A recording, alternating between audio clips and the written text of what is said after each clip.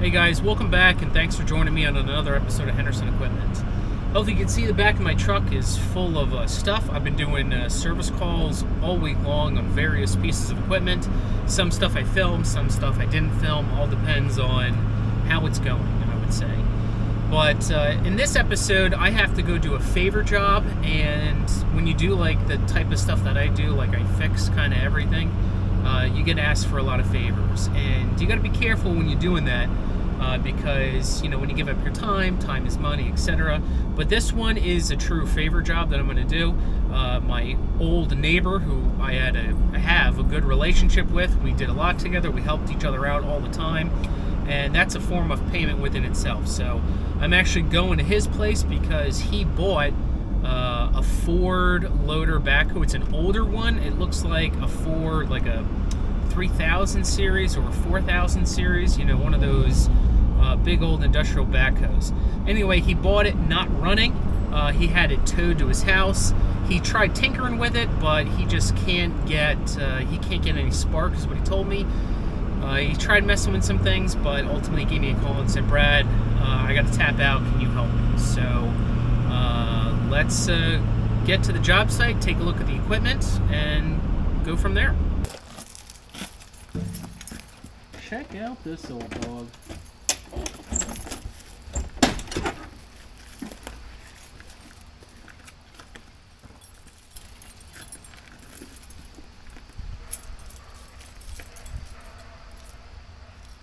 Okay. It's gotta be like a 4000 series or something.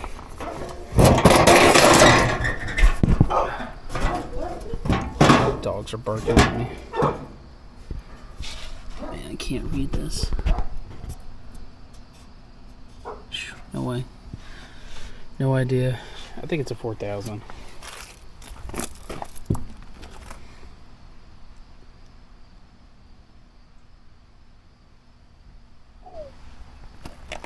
Yeah, I think I got my work cut out for me more than I thought. Oh boy. Let's take this cap off.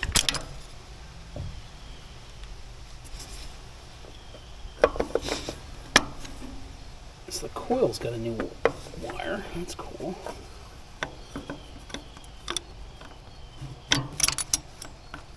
What's going on in here? Well, this cap looks good. Somewhere. But it looks good. Okay.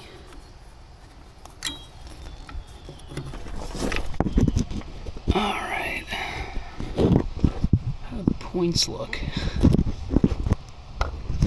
It's hard to see. Can you guys see that? They don't look terrible, but they don't look great either. Let's see what the new set of points look like.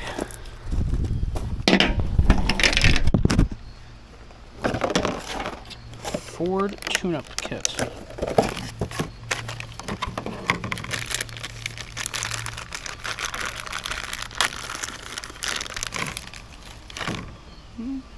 See if it's the same rotor.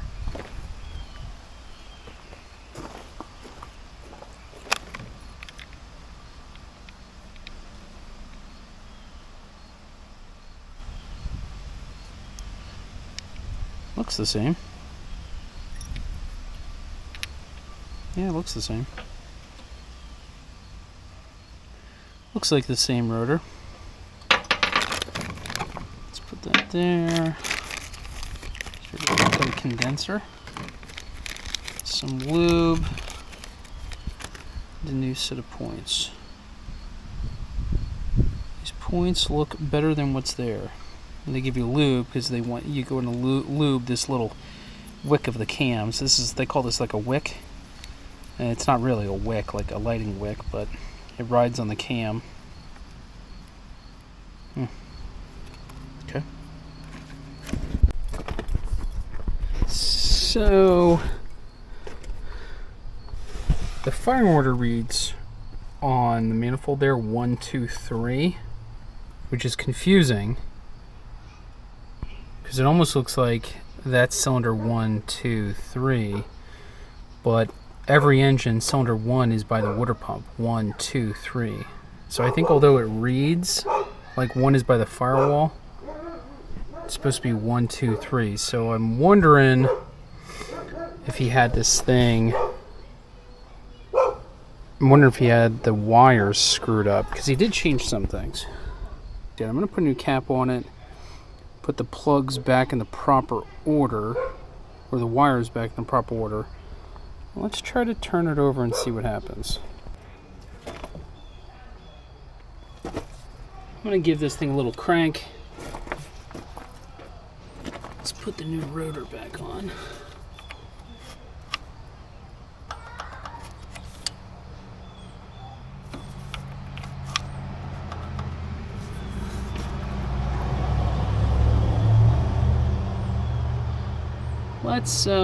Let's crank this thing over so I can know. I think it's counterclockwise. And it is.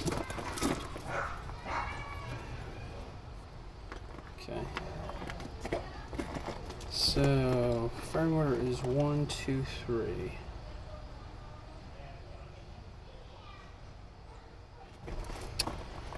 One, two, three.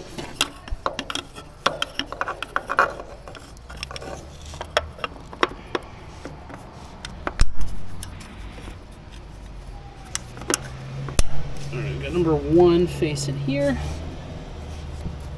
So let's swing this thing back over. Make sure I'm pulling on number 1 here. Okay, number 1. Number 2 is going to go to the back. So again, this thing's turning counterclockwise. Man, this is not user friendly.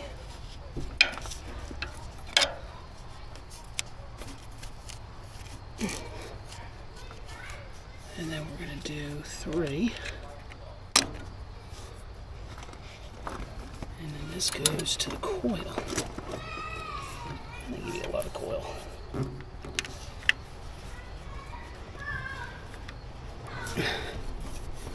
If this thing backfires, some kids are going to go screaming. This is a little breather port for the distributor.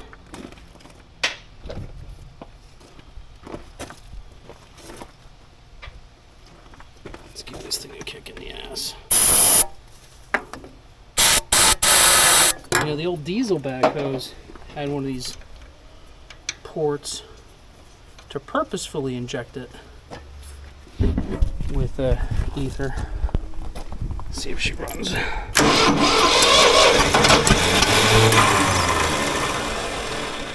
Almost. Just ether locked up.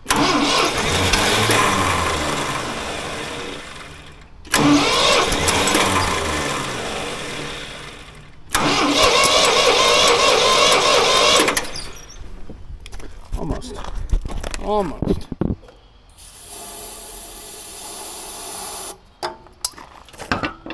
Give it a little fresh air.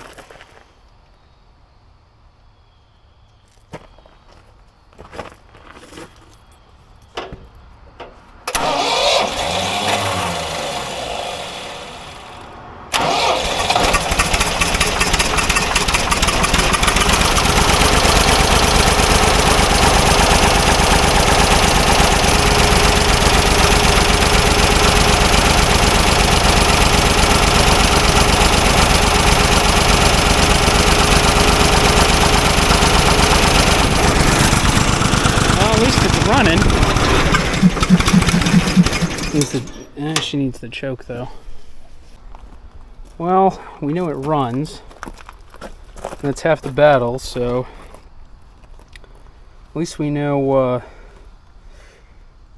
ignition wise it's got good spark and it's firing, but it can't run without ether or carb cleaner, so I'm gonna have to take this carburetor back with me and rebuild it and put it back on the machine and then go from there. Alright, so I actually went to one of my local supply houses to go get a carb rebuild kit for this thing.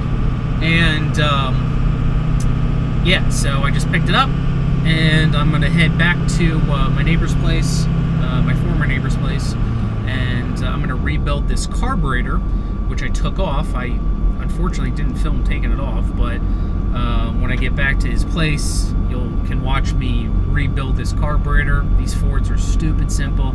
Honestly, all the tractors from this era, the carb rebuilds are super simple. If you can do a lawnmower carb rebuild, you can do this by all means. And honestly, these big stuff is usually easier because it's bigger. So anyway, hang tight, and I'll turn the video back on once we get there. Let's put this throttle back on. I should just snap in there. There we go. Good.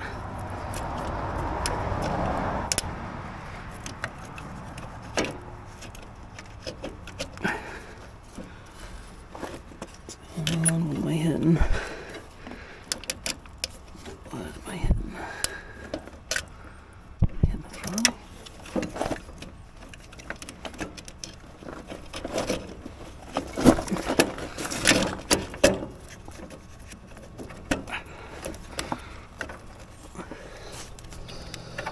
There we go. There we go. Now we're on.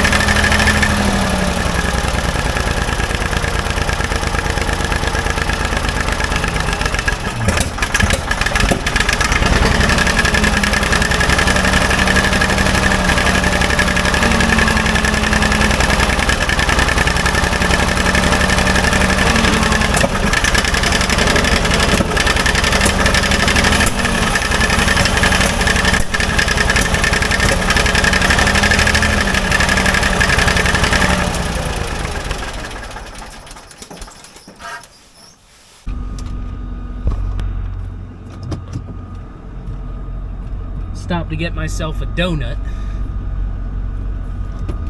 No, I don't need the donut. Yes, I want the donut. So just to recap on that tractor, it's that Ford tractor. That thing's been sitting for, I mean, what Graham, my buddy, told me is he bought it. It's been sitting there for a year, and he said when he bought it, the guy hasn't used it for at least 5 years. So, you know, who knows how long it's really been sitting. It's probably been sitting for quite some time. and it fired up. It sounded pretty good. It was running on its own, without the help of starter fluid, so that's good. There was a lot of popping going on, which I actually think is because it's not getting full gas flow. Because when what I noticed is it's leaking gas like pretty freaking bad out of one of the fuel line connections. So I had to go. I can't stay too long, but I told him, why don't you try to snug that up, and then order a new muffler system from the manifold up. So I told him, just order a new muffler from the manifold up, and fix the fuel line. Try to put that back together, and then run it, see how it sounds, and I bet you it's gonna tune herself up a little bit. I did drive it forward and back a little bit. The bucket picks up and drops no problem. I tried to use the backhoe.